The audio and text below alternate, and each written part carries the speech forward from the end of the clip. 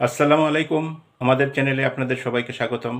আমাদের চ্যানেলে আমরা জমিজমা ও বিবাহ সংক্রান্ত বিভিন্ন আইনি সমস্যা ও এর সমাধান নিয়ে আলোচনা করে থাকি। তো চলুন শুরু করা যাক আজকের আলোচনা। আজকে যে বিষয় নিয়ে আলোচনা করব সে বিষয় হচ্ছে বিডিএস জরিপের জন্য আপনার যে সকল কাগজপত্র লাগবে, আর যদি কাগজপত্র ঠিক না থাকে তাহলে জমি ছেড়ে দেওয়ার জন্য মন মানসিকতা প্রস্তুত রাখতে হবে। কোন কোন কাগজপত্র বিডিএস জরিপের জন্য লাগবে এই বিষয়টি নিয়ে বিস্তারিতভাবে আলোচনা করব।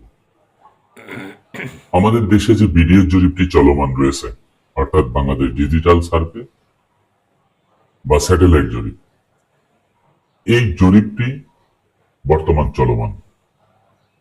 এই চলমান জরিপে যে সকল কাগজপত্র প্রস্তুত রাখার জন্য ভূমি উপদেষ্টা মহোদয় বলেছেন, এই কাগজ যদি সঠিক না থাকে তাহলে জমি ছেড়ে দেওয়ার জন্য মন মানসিকতা প্রস্তুত রাখতে হবে। কারণ জমির প্রকৃত মালিক কেউ না কেউ আছে।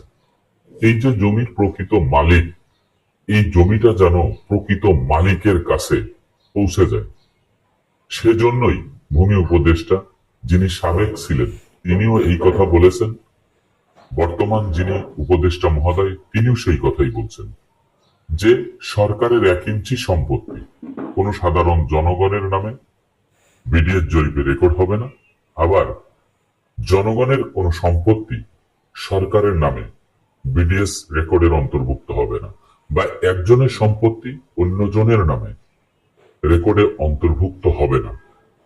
সেজন্যই যে সকল ভূমির মালিকরা জমির মালিকানা দাবি করতেছেন সেই সকল মালিকদের যে সকল কাগজপত্র মালিকানা প্রমাণের জন্য লাগবে এবং এই বিডিএস জরিপ বাংলাদেশ ডিজিটাল সার্ভেতে অন্তর্ভুক্ত করার জন্য এই সকল কাগজপত্র আপনাদের হাজির রাখতে হবে এবং একটি সেট তৈরি করতে হবে।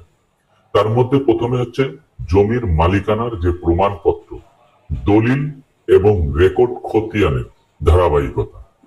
এই দলিল এবং রেকর্ড খতিয়ানের ধারাবাহিকতাটা বজায় রেখে আপনি এই ডকুমেন্টস গুলি আপনার সংগ্রহে রাখতে হবে। দ্বিতীয় নম্বর হচ্ছে আপনার নামজারি যদি থাকে, নামজারি সনদপত্র যদি না থাকে, অতি সত্বর নামজারি করে আপনার সেই ডকুমেন্টস আপনার বিডিএস জরিপের এখানে হাজির করতে হবে।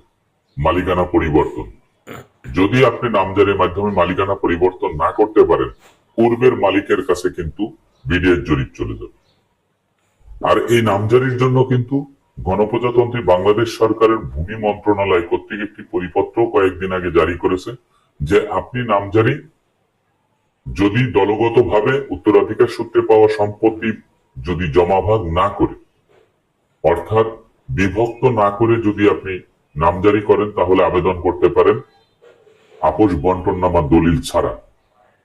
আর যদি একক মালিকানা অর্জন করতে চান জমাভাগ করে, যে আপনি ব্যক্তি মালিকানা অর্জন করে আপনি খাজনা পরিশোধ করবেন, তাহলে আপনার আপোষ বন্টননামা দলিল লাগবে।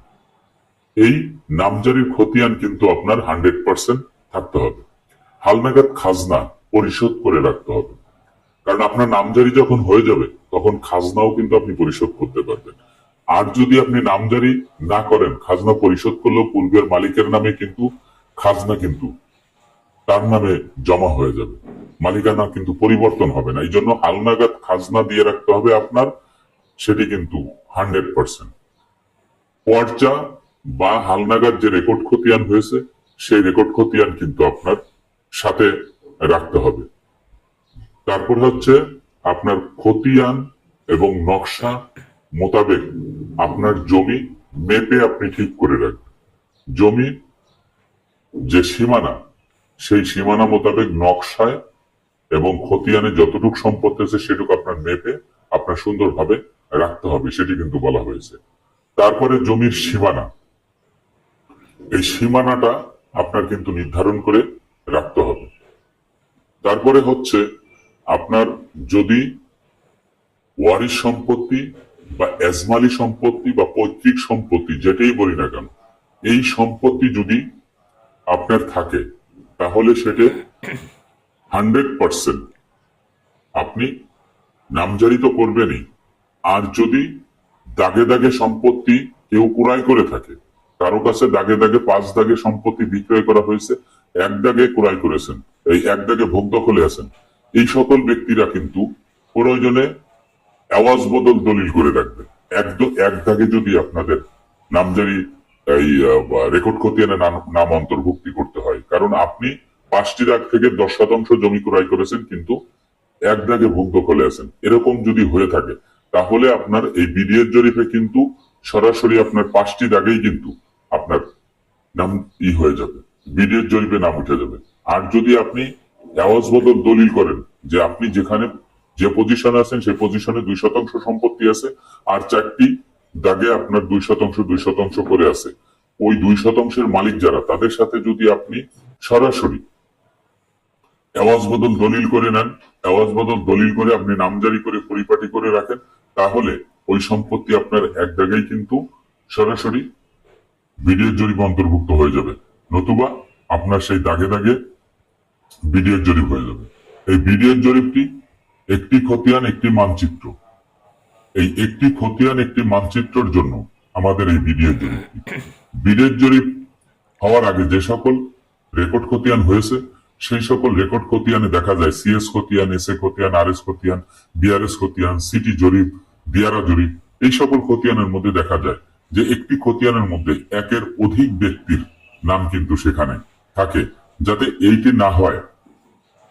যার কারণে এই বিডিএর জরিপে সরাসরি একজন ব্যক্তির যতটুকু সম্পত্তি সেই সম্পত্তির জন্য আলাদা নকশা, আলাদা খতিয়ান হবে, যাতে একজনের খতিয়ানের মধ্যে আরেকজনের নাম অন্তর্ভুক্তি না হয়। এমনটাই কিন্তু হচ্ছে বর্তমানে যে বিডিএর জরিপটি চলমান রয়েছে। যদি এই সকল কাগজপত্র আপনার কাছে না থাকে তাহলে মন্ত্রণালয় কর্তৃক যে কথাটি বলা হয়েছে, যদি এই সকল কাগজপত্র বিডিএর জরিপে আপনি হাজির করতে না পারেন তাহলে জমি ছেড়ে দেওয়ার মন মানসিকতা আপনার প্রস্তুত রাখতে হবে, কারণ এই সম্পত্তির প্রকৃত মালিক কেউ না কেউ আছে। আপনার কাছে সকল কাগজপত্র থাকলে সেই সকল কাগজপত্র ফটোকপি করে আপনি সুন্দর করে একটি সেট রেডি করে রাখবেন, যেই সেটটি জরিপকারকরা আপনার এলাকায় গেলে তাদের হাতে আপনি দিবেন, এবং মূল কপির যে সেটটি সেটা আপনার কাছে থাকবে। এবং চেষ্টা করবেন যে বিডিএর জরিপটি যে এলাকায় হবে সেই এলাকায় যখন প্রচার করা হবে, যেই তারিখে আপনার বিডিএর জরিপটি হবে সেই তারিখে আপনি সেখানে হাজির থাকার জন্য।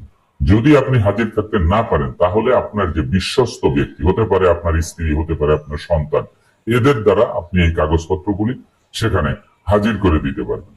প্রিয় ভিউয়ার্স, যে সকল কাগজপত্র রাখা একান্ত প্রয়োজন, আপনাদের যদি কোনো ঘাটতি থাকে তাহলে সেই ঘাটতিগুলি পূরণ করবেন সংশ্লিষ্ট বিভাগের সাথে যোগাযোগ করে। প্রয়োজনে যদি আদালতে মামলা করতে হয় তাহলে আদালতে মোকদ্দমা দিয়ে হলেও আপনাদের এই কাগজপত্রগুলি সম্পূর্ণভাবে রেডি করে রাখতে হবে। আমাদের ভিডিওটি আপনার ভালো লাগলে লাইক, কমেন্ট ও শেয়ার করতে ভুলবেন না। আর এই ধরনের ভিডিও পেতে আমাদের চ্যানেলটি সাবস্ক্রাইব করে আমাদের সাথে থাকুন। ধন্যবাদ সবাইকে। আল্লাহ হাফেজ।